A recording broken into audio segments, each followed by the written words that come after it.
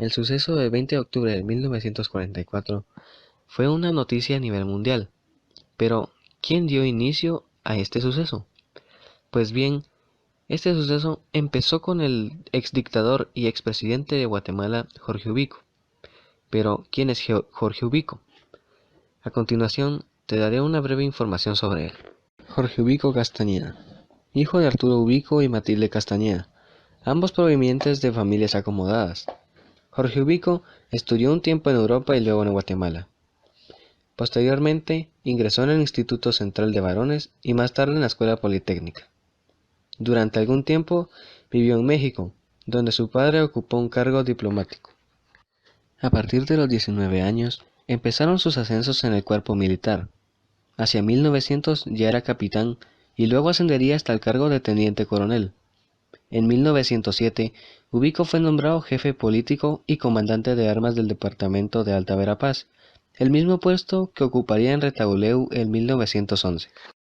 En 1927 se postuló como candidato a la presidencia de la República, tras la muerte del presidente José María Orellana. Ubico perdió las elecciones en aquella ocasión, pero en 1931 resultó vencedor y tomó posesión el 14 de febrero. Fue candidato único y contó con el apoyo de la prensa nacional. Durante su gobierno instauró una dictadura que se prolongó hasta el 30 de junio de 1944, fecha en que tuvo que renunciar al cargo obligado por las revueltas populares. En el ejercicio de la presidencia, Jorge Ubico desató una persecución contra los sectores campesinos y obligó a exiliarse a centenares de ciudadanos.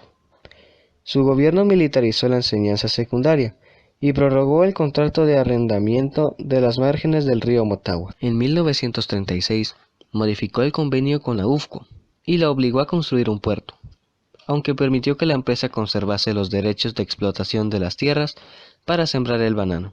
A diferencia de otros caudillos, sus proyectos no se limitaron a la capital, pues realizó obras públicas en las cabeceras departamentales, así como en poblados muy alejados. En 1944, Ubico tuvo que salir del país hacia Nueva Orleans, Estados Unidos, donde falleció el 14 de junio de 1946. El 20 de octubre de 1944 se dio un movimiento que marcó la historia de Guatemala, conocido como la Revolución del 44.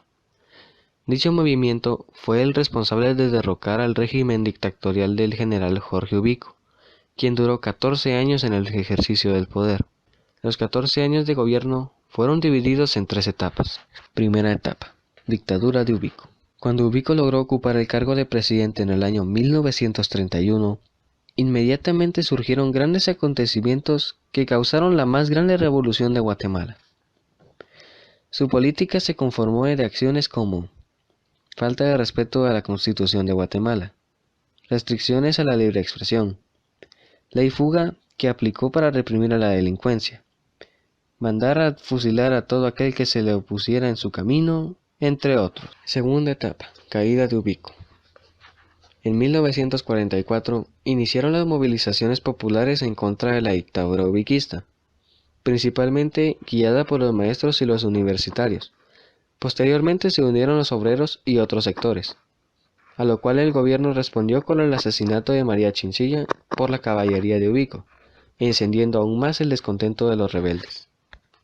Se multiplicaron las peticiones de la renuncia del dictador, entre ellas la Carta de los 311, firmada principalmente por los jóvenes universitarios, también por colaboradores y amigos.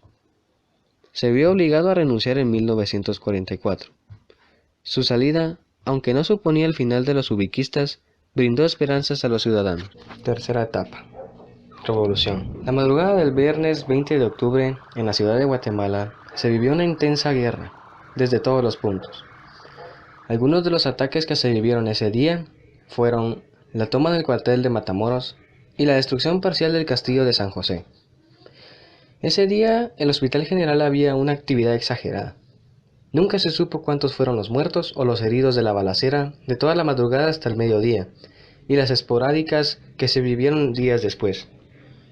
Cabe mencionar que el lanzamiento cívico-militar dejó muchas muertes. Esa misma tarde, las estaciones de radio como la TGW anunciaban el triunfo de la revolución. En la calle se podían observar varios carros llenos de revolucionarios que levantaban sus fusiles en señal de victoria. Ubico y Ponce no dieron más señal de vida, puesto que huyeron. Asumió el poder una junta provincial integrada por el capitán Jacobo Arbenz Guzmán, el mayor Francisco Javier Arana y el civil Jorge Torielo. La junta convocó una constituyente y elecciones generales, que el 1 de marzo de 1945 llevarían a la presidencia a Juan José Arévalo.